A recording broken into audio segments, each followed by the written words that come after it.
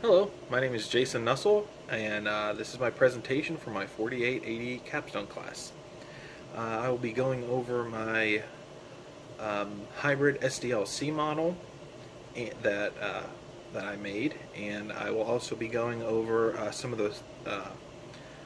the work I did for the final group project, which was a virtual robotics lab that we all had to work together, and we were split up into teams, and then the teams had to do their work and everything like that. So, yeah, those are some of the things I'll be talking about today.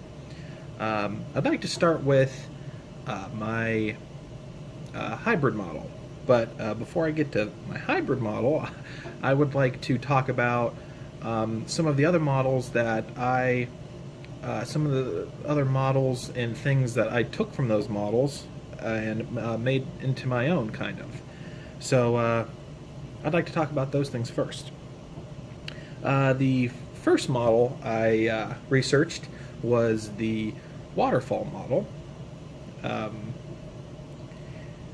so I'd like to talk a little bit about the history.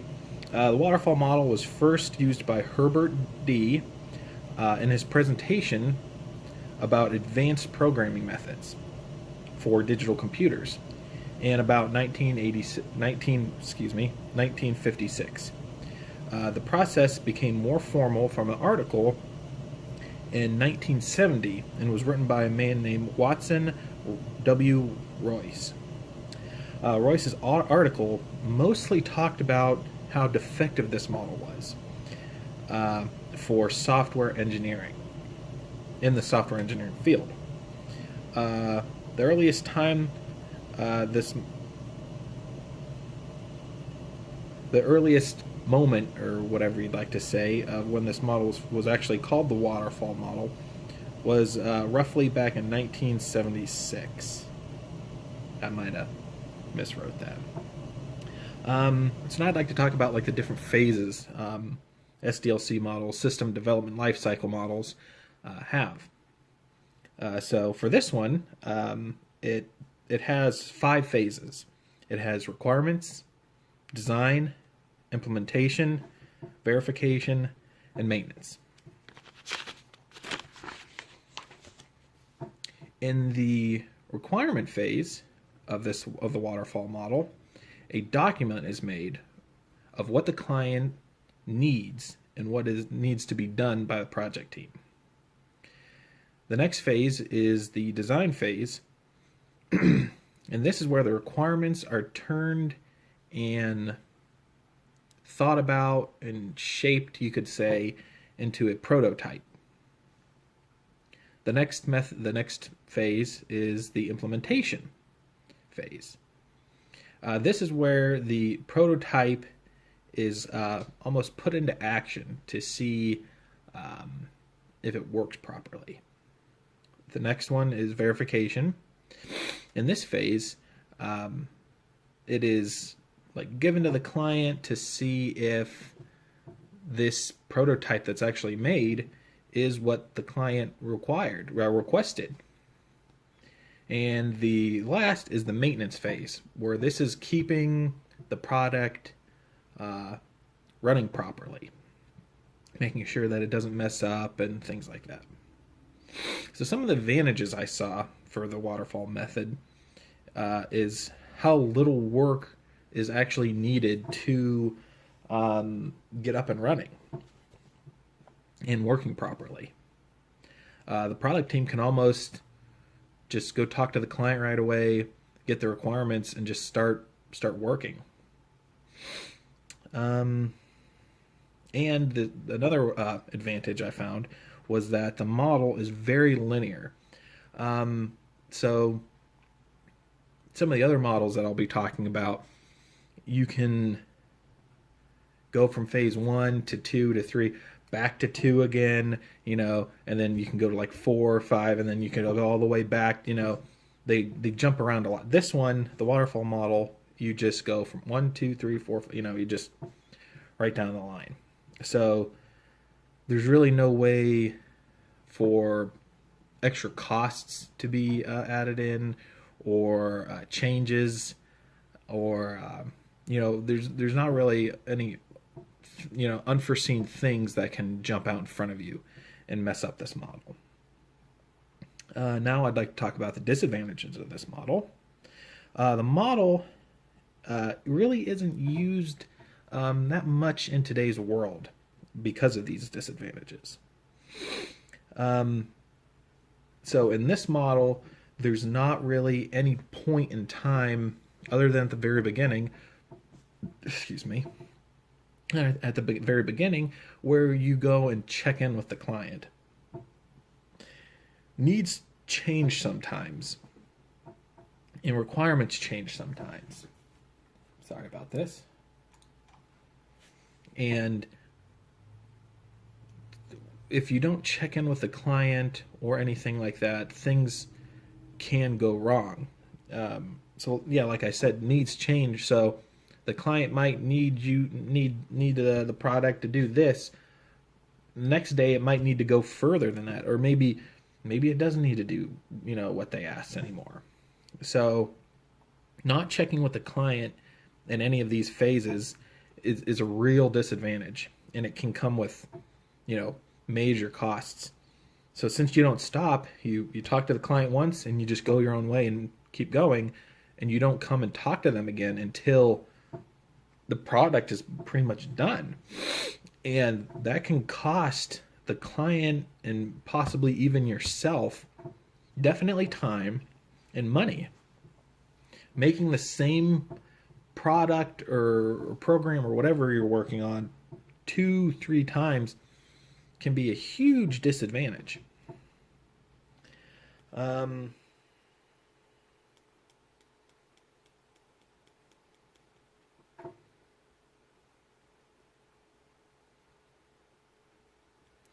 But that being said, I think this model would be very good for smaller projects, or projects with very little importance, just because of how linear and easy it is to use.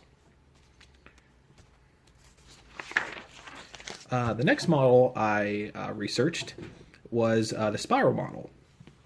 The spiral model was used by Barry Boehm in a paper he called A Spiral Model of Software Development and Enhancement in 1986. Before it was called the spiral model, it was actually called the process model.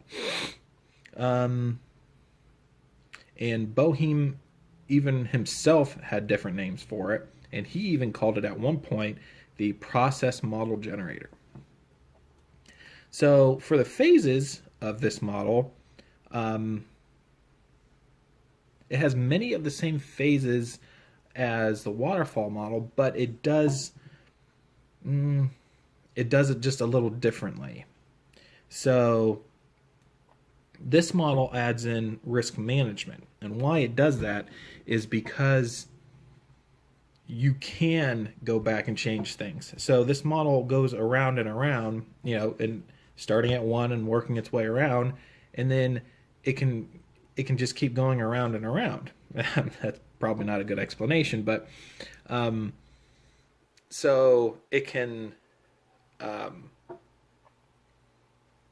get the requirements, it can make it, and then it can take feedback from the client or changes from the client at any time, which is a huge advantage.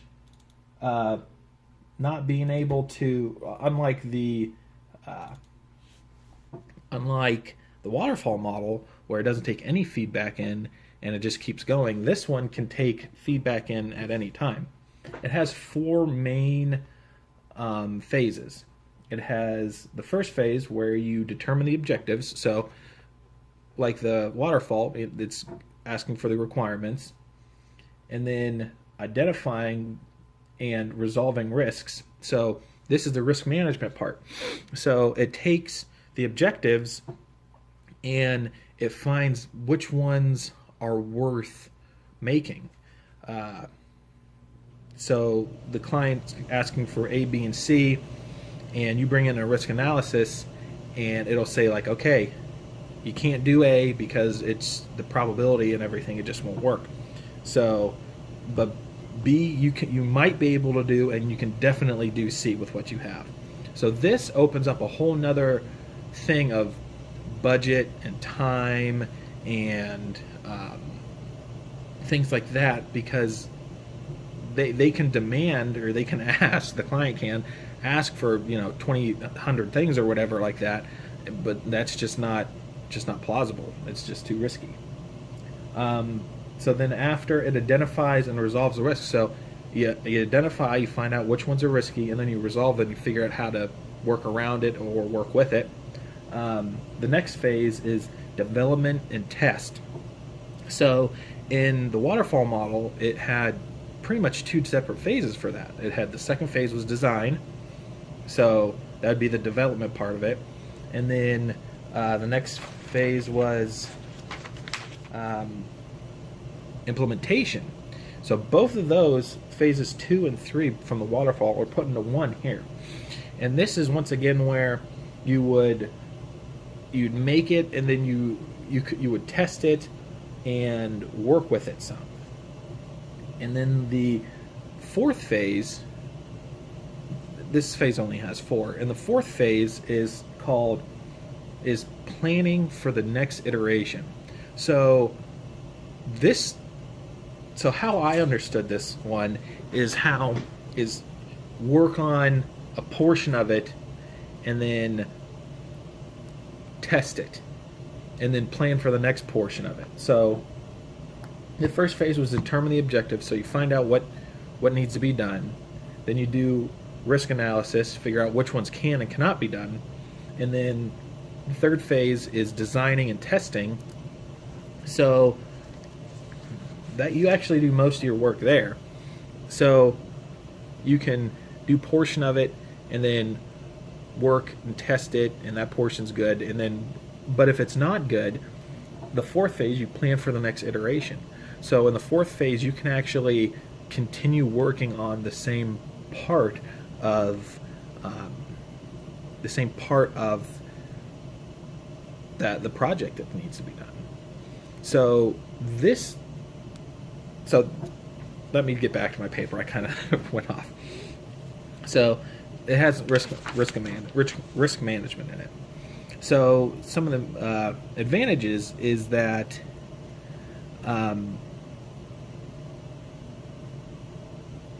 you can keep in contact with the client. That will help ensure that what you're working on is the right thing, and make sure that not only is it the right thing, but it does what it's supposed to, and how it's supposed to. That's two different things, but yeah. Another advantage is the risk management. So, like I said before, you can do some risk analysis on it and see if it's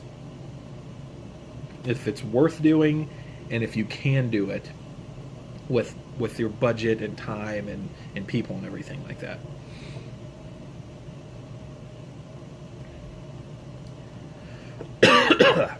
So, yeah, being able to talk to the client, change things, and risk management. For some disadvantages for this one, though, I know I just said keeping in contact with the client is an advantage, but it's also a disadvantage, because from the risk management portion, you can, that could be messed up. You could say like, yep, we can do all those things that need to be done, but then, you actually go to do it, and it's wrong, and you can't do it, and now, that's a whole nother thing. So like, you say you can and you can't, because the risk management was messed up. Another possible disadvantage is how it could never stop. You could keep going around all 4 phases and just never stop. And that would, that's, if that's what you're looking for, then that's exactly what, that's great. But, if you want to eventually stop, this model's tough for that, because it doesn't have like a maintenance phase as in the waterfall does. It just, the last thing is plan the next iteration of it. So like it can possibly just keep going and going and going. My next model is the rapid prototyping model. So I'd like to talk a little history about that one.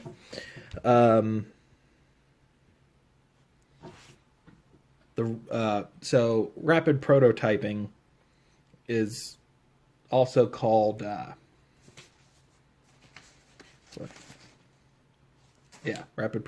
it's also called RAD. It was developed by a man named James Martin in the 1980s, and he was working at IBM. He finally got this model published in a book called Rapid Application Development in 1991.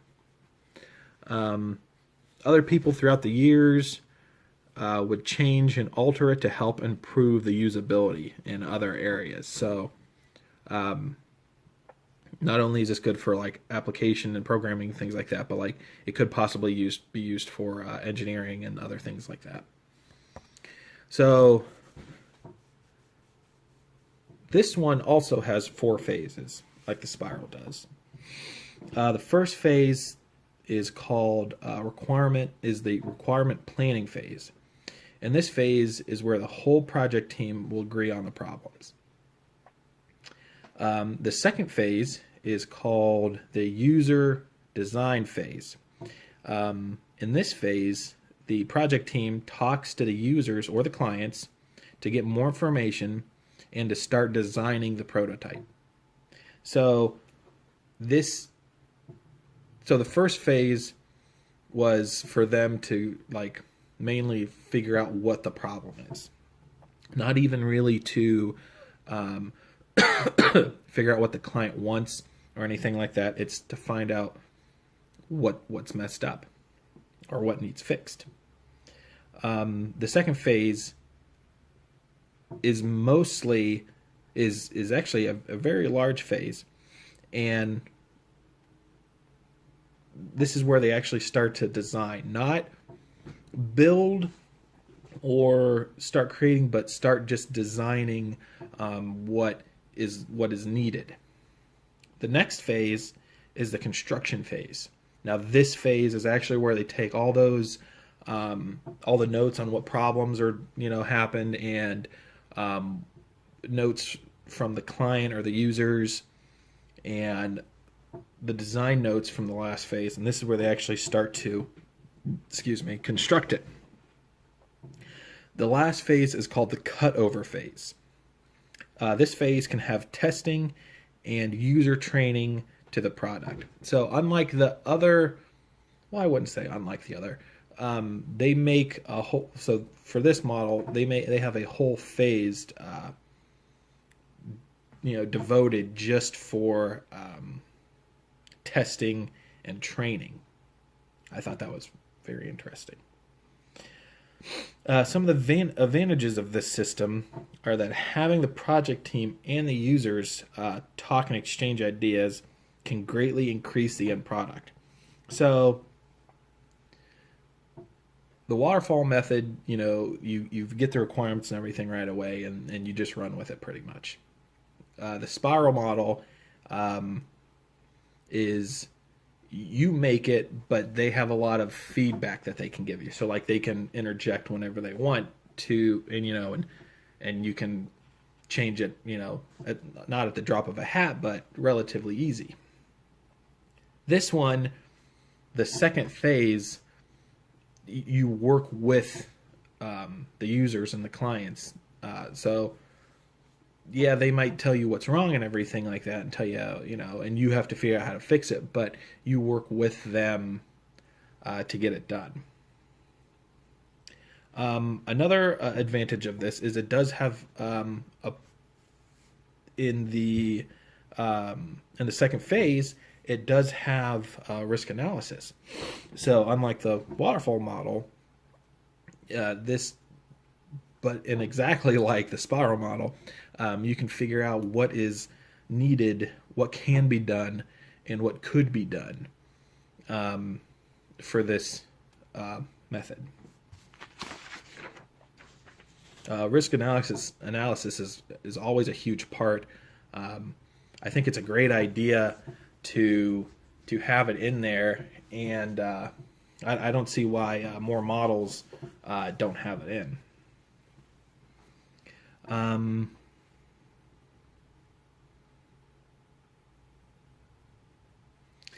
So this model, like in its name, is the rapid prototyping. A disadvantage of this model is that like it can actually happen too fast, and the model or the prototype won't turn out properly. So so almost if you're not paying attention, it won't happen like in the blink of an eye. But if you're not paying attention, that things can go wrong relatively quickly. And because of its speed, from what I read and what I think I understand is because of its speed, also the design can end up very poorly. So not only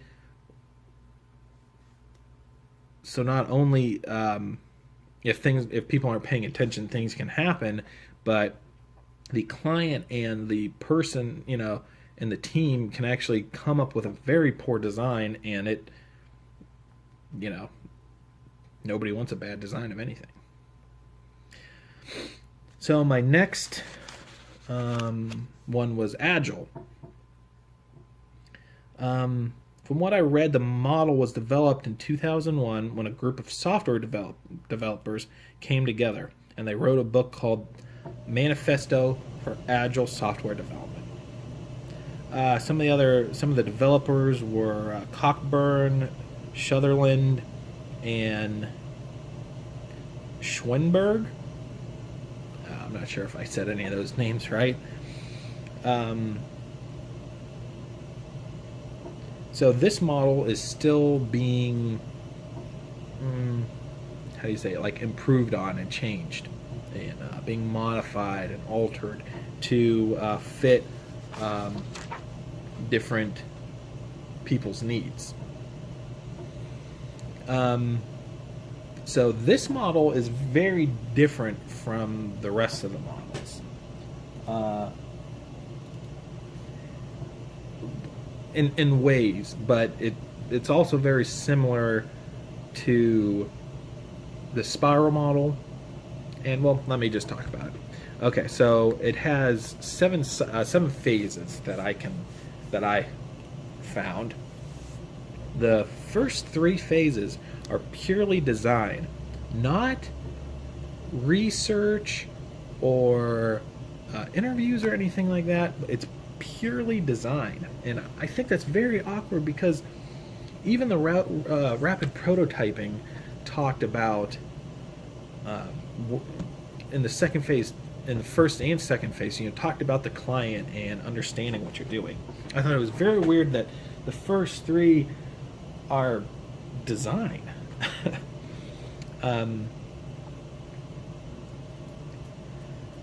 So the first 3 they design a portion of it and then they test it, and then then the next phase happens and they design another portion of it and they test it, and then and then the third one they design another portion of it and then they finish it supposedly, and then they test it. So between each design phase, it's not like they're just throwing it together. You design it and design, test. So like it's not like you design 4 things and then you test them all at once. No, you design one thing and you test it. You design it and then you test it. Then the product is released to the client. Then after it's released, the client can offer feedback. And just like in the other ways, you get feedback, and then if is it worth, um, you have to run risk analysis. Is it worth, um, adding that in, or what's it worth? Then after that, if the product is good and if they don't need anything done, they can just finish the product and boom, it's done right there. But if not, like the spiral model, you can kind of come back around and start again. So after the feedback, you can choose to keep designing and working on it. And the next one is record and incorporate changes. So you take the feedback and you see if it's worth changing or not. And then you record, and then you almost list out what is needed for the next change. Then the next thing is adjust and track. So that's when you kind of almost you start. It's like pre-design. I might want to call it. You adjust. So you adjust the feedback and the records, and then you start tracking and figuring out what can be done. So it's almost like risk analysis, but it's not called that. So you want to work to figure out what needs to be done, and then you can start back at phase one again and develop, test, develop, test, develop, test. And then you can keep going around. So some advantages: Agile can be applied to from programming to like product development. Some other advantages: having the cycles can help a lot in making the product that the project team is working on turn out great. The testing between each design phase, the feedback, that can really help a product team work and figure out what needs to be done.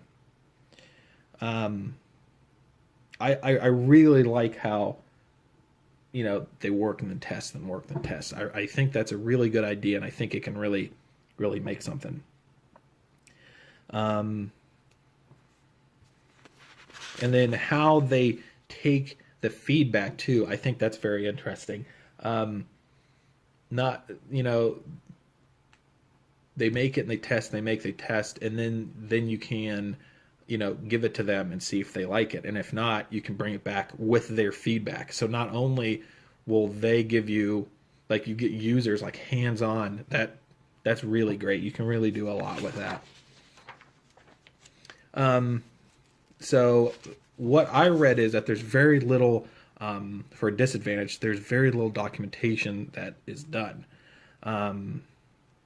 So with little to no documentation, this model really doesn't have an analysis or a design phase. They have they're the first three are called development phases, where they just make it. There's no analysis on what can be done, or what should be done, and then the design, there's no really in-depth work with that. And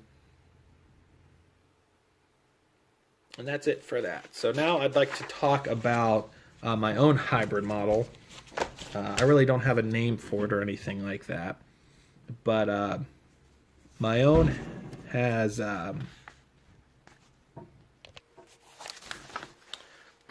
now I'd like to talk about my own model. So my model has 7 different phases. It had 7 different phases. I think it's pretty original. I took a little bit from everything, and I think it's different. I hope so. So phase 1 is called preparation. I think in this phase, the project team has two main jobs. The first is to get the specifications, where the team would actually contact the client and see what they already have in place, if they have anything in place at all, to, because they could, instead of redesigning the whole thing, they could just take what is needed and add on, And the second is called requirements, and this is what the client needs or wants done. And so you can get both of those sets of information through interviews, or phone calls, emails. You can get all that information from that. The second phase is the analysis phase. In this phase, what is needed is to determine what information will be needed to support the requirements. So they'll say, off the top of my head here, the clients will say, "Oh, we need to, open this door." Well, you'll say like, "Okay, well, what information is needed to open the door?" So you'll have to figure all of that out. So it's mainly to support. That was horrible. It was mainly to support, to get information that you will need to know. So it's information that you can research to figure things out. The third phase is the design phase, and just like the first phase, this is broken up into two separate parts. Also, there's logical and physical. So logical are the features that will be needed to solve. Well, not solve, but to solve or to have to get the recommendations to work. So these are just logical things, people, not even people, but like it's logical things. And then the physical are the actual products or devices that will be needed to get the logical things to work. So like,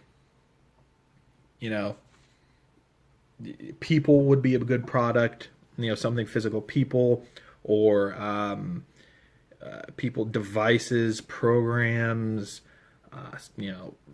anything like that. That would go in the physical thing to get the logical things to work.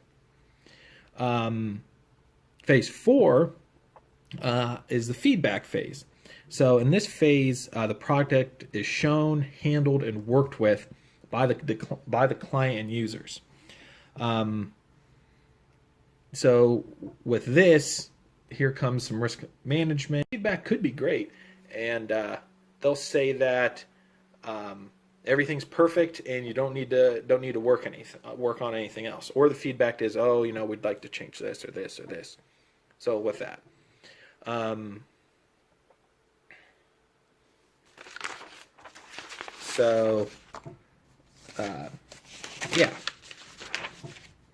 the next phase is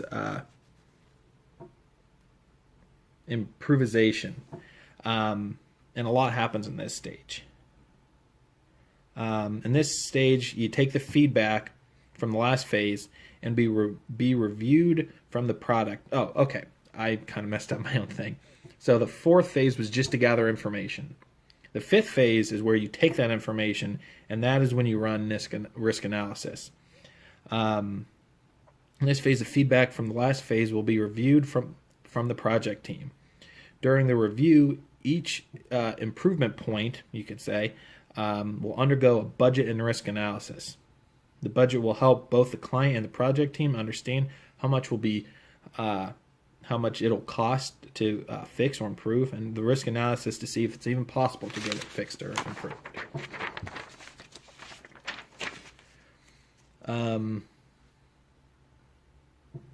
So with this phase, you can either move on to the last phase, or you can go back to phase 1, because the information from the feedback phase, you take it in the fifth phase and you budget it, you record it, you budget it, you risk analysis, you do all of that, and then so you can take those and go back to stage one to put those in. Or if there is nothing that needs to be improved, if everything's working great, then you move on to the sixth and last phase. And this phase is the maintenance phase. So the project team has a couple things to do where they need to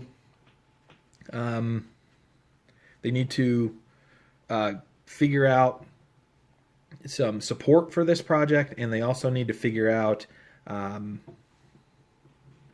they need to install it, the product or whatever. They need to have that installed, and then they also need to figure out support. So the project team, they either need to contact outside contractors to install it, or install it themselves, or they need to contact an outside person group to support it, or figure out if they can support it themselves. And so it can go 1, 2, 3, 4, 5 back to 1, or it can do and keep doing that, or it can, if everything's good, it can keep going until 6 and then end. So that's my hybrid model. I'm going to talk about what I did for the final project real quick. I was on the security and the web development team, and I did, I wouldn't say a ton, but I did a good bit of stuff for the web development. We all decided to use WordPress. It's like a free, not free. It's like a web server, like a almost a at-home development kind of thing. So they have different accounts. There's like personal, like a group, like a middle one, and then they have like a high-end one, and it's called a business account, and that is $24.92 a month, so around $300 a year for that. And with that, you get all kinds of features from WordPress. You get support, plugins, limited storage, all kinds of things you get with that business account. And so we mainly needed that business account to be able to use the plugins. WordPress has thousands and thousands of plugins that you can use, and they're great. Some of them cost a little extra money, but some of them, other ones don't. So we needed to have a login service for the website, and the plugin is called Ultimate Member, and that's going to run yearly if you bundle it around $200 a year. We also needed to have a live stream and a chat, and so there is a plugin for WordPress. It's called Live Stream and Chat, and so that'll be $35 a month, or you can do $350 a year. And with that, you get multiple windows, and you also get some live chat, so you and the person can talk back and forth while they're watching your experiments. And we also needed a booking calendar and system, and this one is it's called it's from WordPress Development Art, and they make a booking calendar scheduling system where you can show a real calendar of the month and what times in each day things are booked. And not only does it show that to customers or clients that want to be using this lab, it also shows what times during the day and what is booked, things like that. So instead of them emailing somebody and asking oh, hey, is the 3rd open? I would like to schedule this robot with this and this and this. This plugin will show them if the third is open, what times during the 3rd, what robots are being used, what modules are being used, what environments are being used. It'll show them all of that, and then they can go with the Ultimate Member plugin. They can make an account and schedule that time. And that's what I did for the final project. I mainly worked on this big presentation and the 6-page paper. And that was it. If you have any more questions, you can email me at jsnussle@student.ysu.edu for any more questions. Or you can, my personal email is jnussle10@gmail. So you can email me. My personal phone number, if you want to, text me or call me about any questions, is 330-974-4211. And that's it. Thank you for watching and listening. I hope everything turns out great. Have a Merry Christmas and a Happy New Year.